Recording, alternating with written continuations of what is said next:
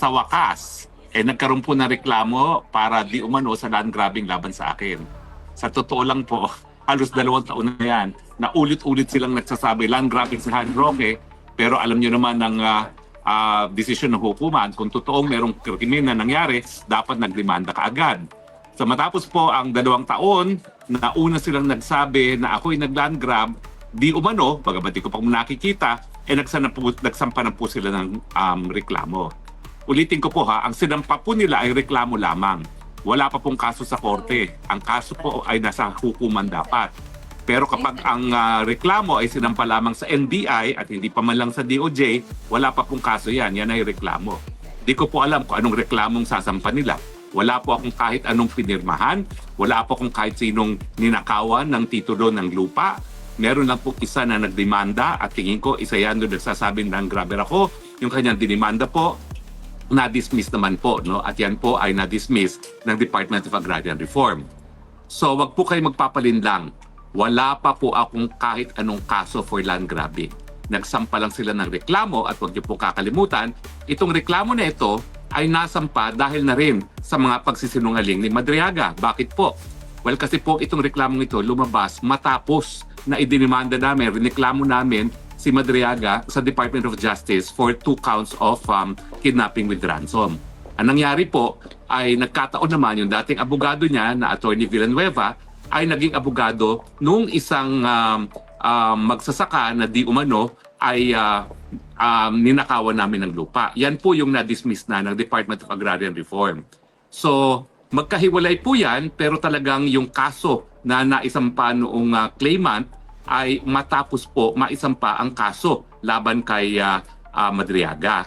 At matapos po yan ay talagang lumapit sa akin ang isang sugo ni Madriaga, nag-o-offer ng 5 milyon para i-atras ko ang kaso. Hindi ko naman magawa po yan dahil yan ay labag sa aking sinumpaang katungkulan bilang isang abogado. At minsan po, hindi ako nagbenta ng kliyente.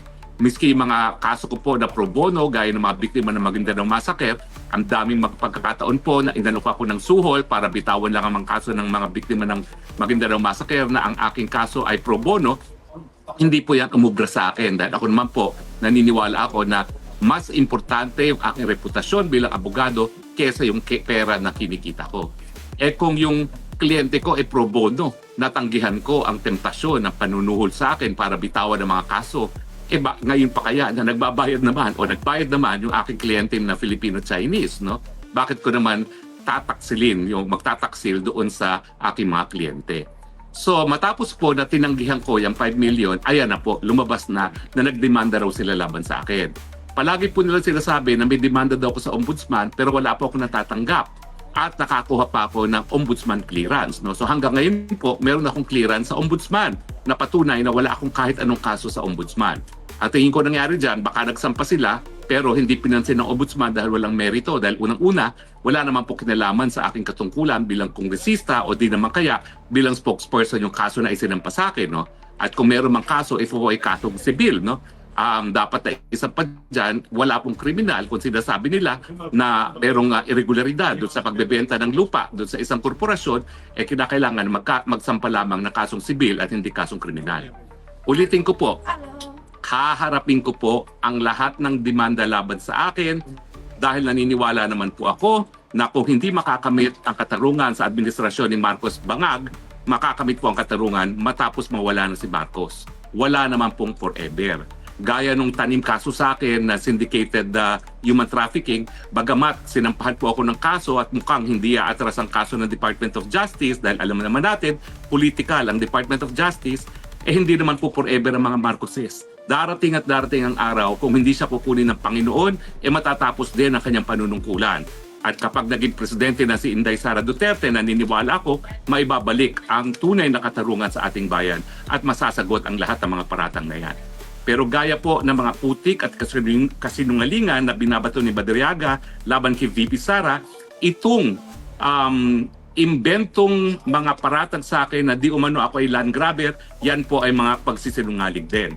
Ang sinasabi ni Madriaga, pininersonal ko daw siya dahil tinulungan niya yung mga magsasaka na magreklamo laban sa akin for land grabbing.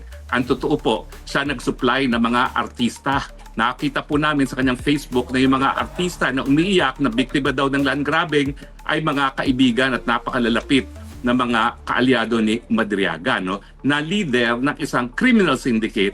Yan po isang ayon na rin sa Philippine National Police. Huwag po tayo magpapalinlang sa mga kriminal. Huwag tayo magpapalinlang sa mga kidnapper.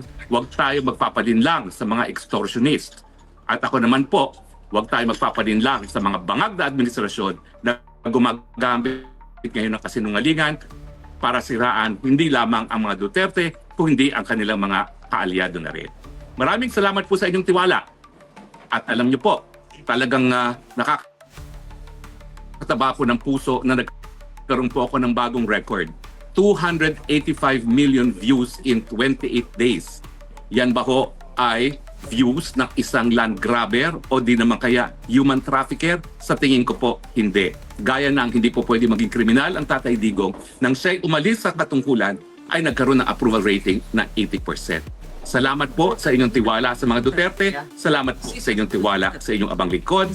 Ito pong spokes ng bayan, Harry Roque, yung nagsasabi, I love you Philippines. You're the only country that I have. You're the only country that I will love.